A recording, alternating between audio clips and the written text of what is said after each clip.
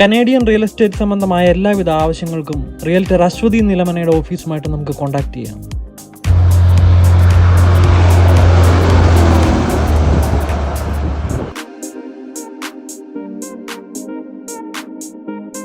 അങ്ങനെ ഇടയ്ക്ക് വെച്ച് ഞങ്ങൾ ഷിഫ്റ്റൊക്കെ മാറി. ഇപ്പോൾ അർജുൻഭായാണ് വണ്ടി ഓടിച്ചുകൊണ്ടിരിക്കുന്നത്. നമ്മൾ നെബ്രാസ്ക കഴിയാറായി. നെബ്രാസ്കയിലെ ഒമാഹയോടൊക്കെ അടുക്കുന്നു. ഇപ്പോൾ നമുക്കുള്ളത് ലിങ്കണും പിന്നെ അത് കഴിഞ്ഞിട്ട് ഒമാഹയും കൂടെയാണ്. റോഡിലൊക്കെ നിറയെ കൺസ്ട്രക്ഷൻ്റെ ബഹളമാണ് കേട്ടോ. ഏതാണ്ടൊക്കെ റോഡിൻ്റെ വികസനമാണെന്ന് തോന്നുന്നു അല്ലേ അർജുൻഭായ്? വികസിച്ച റോഡിൽ കൂടെയൊക്കെ അർജുൻഭായ്ക്ക് വണ്ടി ഓടിക്കാൻ പറ്റുമോ? അല്ലെന്നേ, റോഡിലെല്ലാം നിറ റോഡ് പണിയും റോഡെല്ലാം വലുതാക്കുകയും ചെയ്യാന്ന് വേണം. വികസിച്ച റോഡിൽ കൂടെ ഒക്കെ ഓടിക്കാൻ പറ്റുമോ? കഷ്ടപ്പെടാം.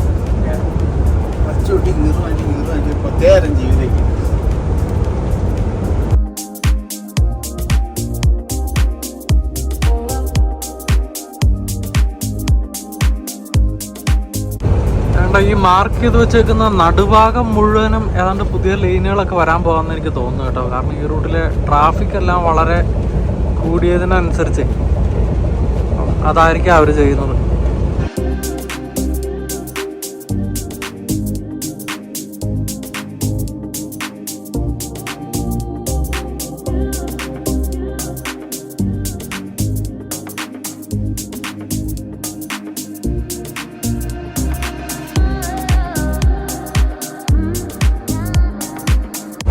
അങ്ങനെ ഇപ്പോൾ നമ്മൾ നെബ്രാസ്കയിലെ ലിങ്കൺ എന്ന് പറയുന്ന സ്ഥലത്തെ കാഴ്ചകളാണ് കണ്ടുകൊണ്ടിരിക്കുന്നത്. ലിങ്കണിൽ നിന്ന് ഏകദേശം 50 കിലോമീറ്റർ കഴിഞ്ഞ് കഴിഞ്ഞാൽ ഒമഹ എത്തി. ഒമഹ കഴിഞ്ഞാൽ പിന്നെ ഡെമോയിൻസ്, അയോവ.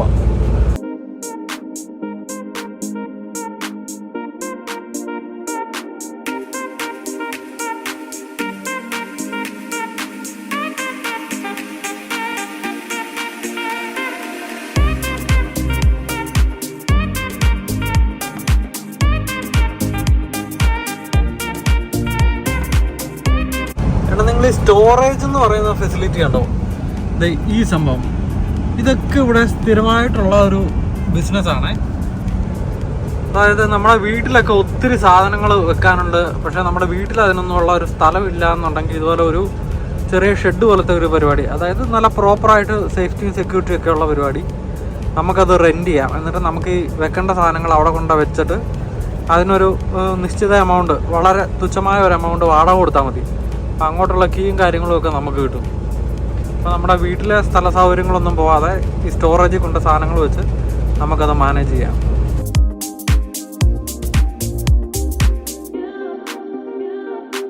നാട്ടിലൊക്കെ ചില വയ്യാത്ത ചേട്ടന്മാർ ലോട്ടറി പരിപാടിയൊക്കെ ആയിട്ട് ഇറങ്ങുന്നുണ്ടല്ലേ. നമ്മളെ നാട്ടിലൊക്കെ കുറെ എന്തെങ്കിലും ഫിസിക്കലി എന്തെങ്കിലും ബുദ്ധിമുട്ടുള്ള ഓരോ ചേട്ടന്മാരൊക്കെ ലോട്ടറിയുടെ ഓരോ പരിപാടിക്കും സാധനങ്ങൾക്കും ഒക്കെ ഇറങ്ങുന്ന കണ്ടില്ലേ. ഇവരെന്തിനാണ് ഇങ്ങനെ ആരോഗ്യം ഉണ്ടായിരിക്കുന്നത്? നേരാവണ്ണം കൈയും കാലും ഒക്കെ പ്രവർത്തിച്ചിട്ടും ഇങ്ങനത്തെ ട്രൈസൈക്കിൾ ഓടിക്കുന്നത്. അതെന്നാ സംഭവം എന്നറിയാം ബ്രോ, ഈ ഇച്ചിരി പ്രായം ചെന്ന് കഴിയുമ്പോഴത്തേക്കും നമുക്ക് കോൺസ്റ്റന്റ്ലി വണ്ടി നിർത്തി കഴിഞ്ഞിട്ട് ഈ മുട്ട് പ്രവർത്തിക്കുകയല്ല. മനസ്സിലായോ? നമുക്ക് പെട്ടെന്ന് കാല് വെക്കുകയും കാലതാത്തുകയും. ഇപ്പോൾ ഒരു ടൗണിലൊക്കെ ഓടിക്കാൻ വേണ്ടിയിട്ട് അപ്പോൾ ഭയങ്കര മുട്ടിന് പ്രശ്നമുള്ളവരൊക്കെ ഈ ട്രൈക്ക് പ്രിഫർ ചെയ്യുന്നതായിട്ട് ഞാൻ കണ്ടിട്ടുണ്ട്. അപ്പോൾ നമ്മുടെ CMMC തന്നെ ഒരു നല്ല പ്രായമായിട്ടുള്ള ഒരു വണ്ടി ഓടിക്കുന്ന ഒരാളുണ്ട്. അപ്പം പുള്ളി നേരത്തെ ഹാർലി ഡേവിഡ്സന്റെ ബൈക്കായിരുന്നു ഓടിച്ചുകൊണ്ടിരുന്നത്. അപ്പോൾ പുള്ളി ഈ ഒരു സെയിം റീസൺ പറഞ്ഞിട്ട് അവിടുന്ന് മാറുകയും ഇപ്പം ഗോൾഡ് വിങ്ങിന്റെ ട്രൈക്കാണ് ഉപയോഗിക്കുന്നത്. അപ്പം ഏറ്റവും കൂടുതൽ എന്ന് വെച്ചാൽ നമ്മൾ ബ്രേക്ക് പിടിച്ച് ക്ലച്ച് പിടിച്ച് സാധനങ്ങൾ നിർത്തിയാൽ മതി. കാലി ഔട്ടുണ്ട്, വണ്ടി ആ 3 ഏക്കറത്തെ നിന്നോളുമല്ലോ. ഒരു ഇച്ചിരി ഡിസേബിലിറ്റി എവിടെയെങ്കിലും ഉണ്ടെന്നുണ്ടെങ്കിൽ മുട്ടൊന്നും അനങ്ങുന്നില്ലെങ്കിൽ ആ രീതിയിൽ ഈ ഒരു സാധനം തന്നെ കണ്ടിന്യൂ ചെയ്യാന്നുള്ളൊരു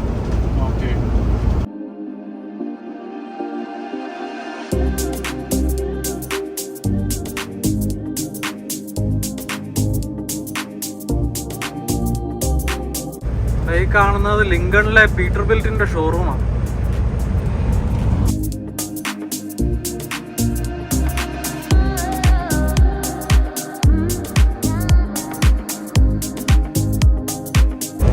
നമ്മളിപ്പോ പൊക്കോണ്ടിരിക്കുന്ന ഈ ലിങ്കൺ എന്ന് പറയുന്ന ഒരു സ്ഥലമുണ്ടല്ലോ, ഈ ദേണ്ട ഒരു സുപ്ര.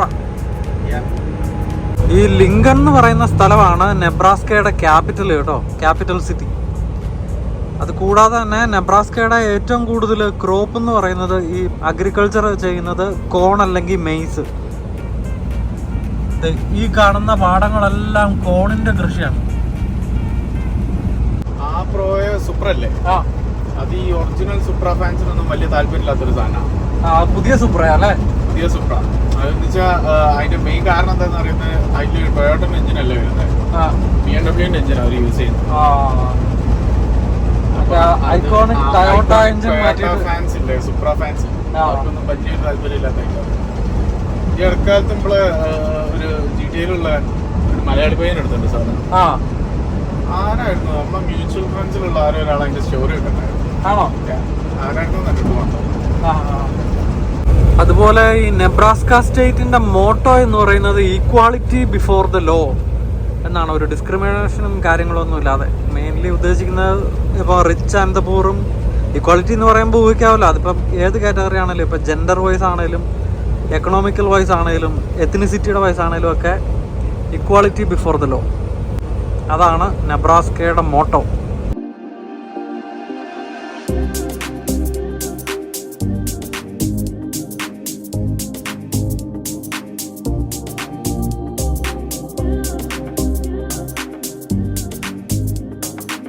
അർജുൻ ഭായി ശ്രദ്ധിച്ചോ? ഇല്ല. ഇവിടുത്തെ കൺസ്ട്രക്ഷന്റെ വണ്ടികൾക്കൊക്കെ കാറ്റിന്റെ വണ്ടികളോടൊപ്പം തന്നെ ഈ കൊമാത്സു എന്ന് പറയുന്ന ആ ഒരു ബ്രാൻഡ് ഉണ്ടോ? കൊമാത്സു, KOMATSU. അങ്ങനത്തെ ഇഷ്ടംപോലെ ഇതുപോലെ ഹെവി വണ്ടികളും കാണാൻ.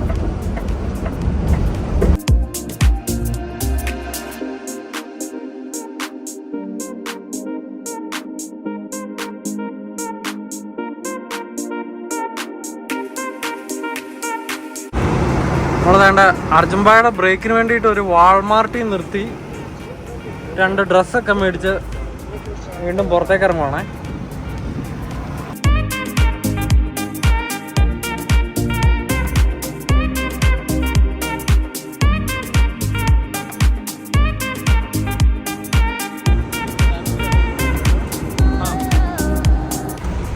വാൾമാർട്ടിൽ നിന്ന് ഞങ്ങൾ ഓരോ സാൻഡ്വിച്ച് മേടിച്ചു. എന്നായിരുന്നു bro? Chicken and just chicken സാൻഡ്വിച്ചാ? എങ്ങനെയുണ്ട്? ഒറിജിനൽ ചിക്കൻ സാൻഡ്വിച്ച് എങ്ങനെയുണ്ട്? നല്ല.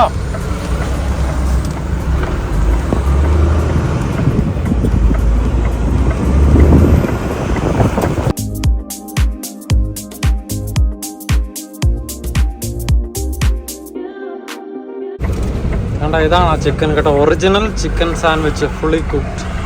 വേണ്ട 450. Made fresh at 450. ഒരു കുറ്റവും പറയാൻ പറ്റില്ല, നല്ല സൂപ്പർ സാൻഡ്വിച്ചാണ് കേട്ടോ, അടിപൊളി. അപ്പം നമുക്ക് വാൾമാർട്ടിൽ നിന്ന് നമുക്ക് ആവശ്യത്തിനുള്ള ഫുഡും ഡ്രിങ്ക്സും എല്ലാം നമുക്ക് മേടിക്കാം. അത്യാവശ്യം നല്ല വലിപ്പമുള്ള സാൻഡ്വിച്ചാണ്. ഇതിന് $2.90 ഉള്ളൂ.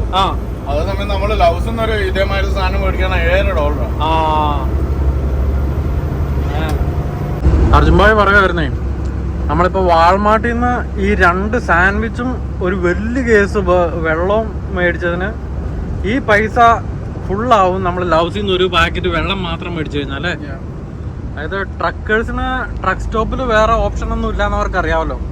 എല്ലാ ട്രക്ക് സ്റ്റോപ്പുകളിലും സാധാരണ വാൾമാർട്ടുകളിലും മറ്റുള്ള സ്റ്റോറുകളിലും ഉള്ളതിനേക്കാളെല്ലാം വില കൂടുതലായിരിക്കും എല്ലാ കാര്യത്തിനും.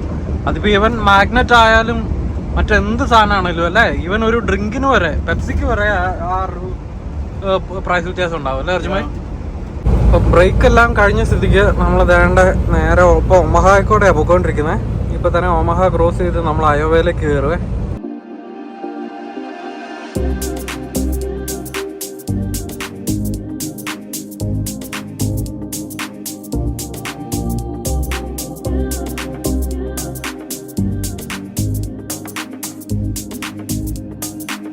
അർജുൻ ഭായ്, ഈ അഗ്രികൾച്ചറൽ സ്റ്റേറ്റുകളായതുകൊണ്ടായിരിക്കാം ഈ നെബ്രാസ്കയിലും അയോവയിലൊന്നും അങ്ങനെ ഒത്തിരി മലയാളികളുള്ളതായിട്ട് പറഞ്ഞു കേട്ടിട്ടില്ല. വല്ല അറിവുണ്ടോ? പരിചയത്തിൽ ആരെങ്കിലും വല്ലോ? ഇല്ല, ഇവിടെ മാത്രമല്ല വയോമിങ്ങിലും അധികം മലയാളികളുള്ള. ആ വയോമിങ് അങ്ങനെയുള്ള ഈ അഗ്രികൾച്ചറൽ സ്റ്റേറ്റുകളെ. എന്നാൽ എനിക്ക് തോന്നുന്നു ഇഷ്ടംപോലെ മലയാളീസ് ഉള്ളത് ഫ്ലോറിഡയിലുണ്ട്, പിന്നെ ഈ അറ്റ്ലാന്റ ജോർജിയ ഏരിയയിലുണ്ട്, ടെക്സസ്, ഹ്യൂസ്റ്റൺ, ഡാലസ്, പിന്നെ കാലിഫോർണിയ, വാഷിങ്ടണിലും ഉണ്ടല്ലേ. ആ പിന്നെ ന്യൂജേഴ്സി, മസാച്യുസെറ്റ്സ്, കണക്റ്റിക്കട്ട് ആ ഏരിയയിലേക്ക് ഉണ്ടെന്നോ. പക്ഷെ നമ്മളിപ്പോൾ പോകുന്ന ഇത് ഇവിടെ ഒന്നും അങ്ങനെ വലിയ മലയാളികളുള്ളതായിട്ട് പറഞ്ഞു കേട്ടിട്ടില്ല. പണ്ട് ഒത്തിരി മലയാളികൾ ഉണ്ടായിട്ട് ഇപ്പം ഭയങ്കരമായിട്ട് എല്ലാവരും സ്റ്റേറ്റ് മൂവ് ചെയ്ത് പോയത് നമ്മളാ ബോർഡറിൽ തന്നെയുള്ള നമ്മളെ മിഷിഗൺ, ഡിട്രോയിറ്റ് അല്ലേ.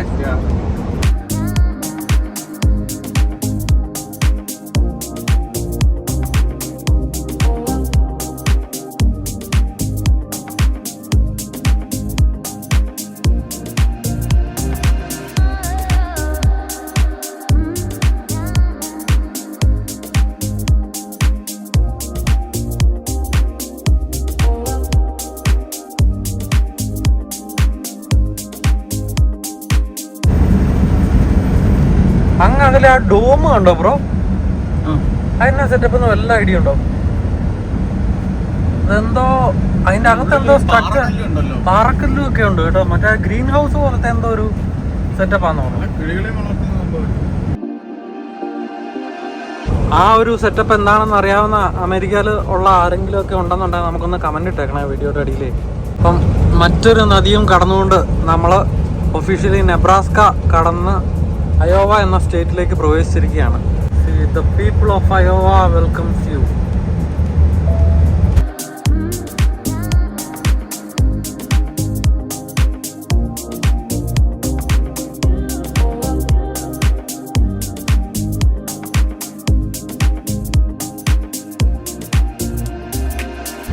അപ്പം നമുക്ക് ഓൾറെഡി റോഡിൽ വാണിംഗ് ഉണ്ട്, stalled vehicle 4 miles ahead, left lane closed എന്ന് പറഞ്ഞുകൊണ്ട് കേട്ടോ. അപ്പൊ നമുക്ക് അപ്പൊ ഈ ഒരു വാണിംഗ് നമുക്ക് ഈ 4 മൈൽ മുമ്പേ കിട്ടുന്നതുകൊണ്ട് അതിനനുസരിച്ച് പ്ലാൻ ചെയ്ത് നമുക്ക് റൈറ്റ് ലൈൻ പിടിച്ച് പോകാൻ പറ്റും. അപ്പൊ പിന്നെ ആ അവസാന നിമിഷം ചെന്ന് ട്രാഫിക് എല്ലാം ബ്ലോക്ക് ആക്കുന്നതിന് പകരം അപ്പൊ ഇത്രയും വാണിംഗ് കിട്ടിയാലും അവസാന നിമിഷം വരെ വേണ്ട ഇപ്പൊ പോണ കണ്ടില്ല റൈറ്റ് ലൈനിൽ അപ്പോട്ടം വരെ പോയി ആ അവസാന നിമിഷം ഇങ്ങനെ മുമ്പിൽ പോയി കുത്തി കയറാൻ വേണ്ടിയിട്ട് ട്രൈ ചെയ്തുകൊണ്ടിരിക്കും കേട്ടോ. വാണിംഗ് ഒക്കെ അവർ തരുന്നുണ്ട്.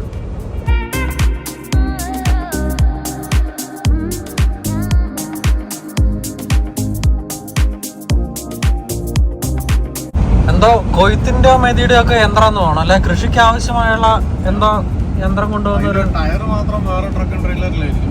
ടയറെല്ലാം ഒരു വേറെ ട്രക്കിലും ട്രെയിലറിലും, ഇത് നേരെ ആ മെഷീൻ മാത്രം.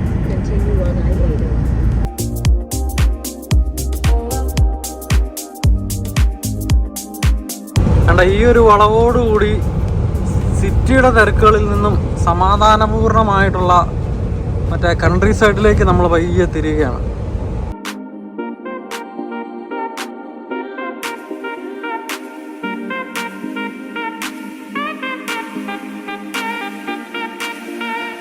അപ്പോൾ അതാണ്ട് 4 മൈൽ മുമ്പിൽ സ്റ്റോൾഡ് വെഹിക്കിൾ ഉണ്ടെന്ന് പറഞ്ഞുകൊണ്ട് നമുക്ക് വാണിംഗ് ഉണ്ടായിരുന്നല്ലോ. ഇതാണത് കേട്ടോ. നേരെ പോലീസെല്ലാം ബ്ലോക്ക് ചെയ്ത് ഏതോ ഒരു വണ്ടി ബ്രേക്ക് ഡൗൺ ആയതാണ്. ഭാഗ്യത്തിന് അപകടമൊന്നുമല്ല, എന്തോ ബ്രേക്ക് ഡൗണാണ്. അപ്പോൾ എന്തായാലും ഇന്നത്തെ വിശേഷങ്ങളെല്ലാം അവസാനിപ്പിച്ച് ഞാൻ പയ്യെ കിടക്കാൻ പോവുകയാണ്. സമയം ഏകദേശം 8 മണി ആവാറായി, 8 മണി ആയെന്ന് തോന്നുന്നു.